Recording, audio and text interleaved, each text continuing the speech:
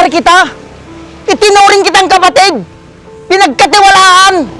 Matagal ka na palang may pagnanasa sa asawa ko. Patawad, pare. Nagmahal lang din ako. Hindi dahilan yan para manira ka ng pamilya. Sa dinami-dami ng babae, asawa pa talaga ng kumpare mo ang napili mo. Mamili ka, Ruby. Ako o si Berto?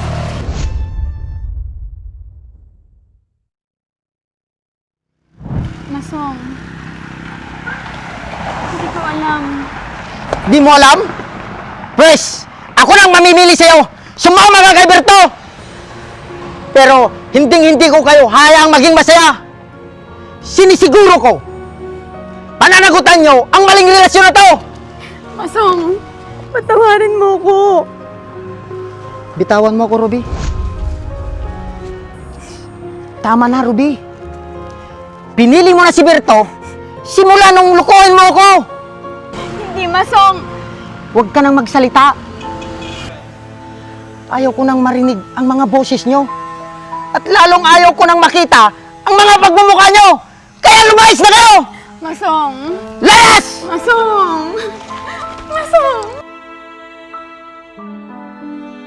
Alis!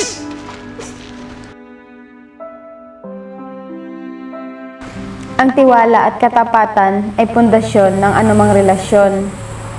Kapag nilapastangan, nagdudulot ito ng sakit at kapahamakan.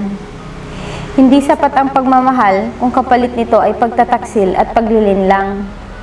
Ang tamang desisyon ay dapat isaalang-alang ang kabutihan at dangal ng lahat, hindi lamang sariling kaligayahan.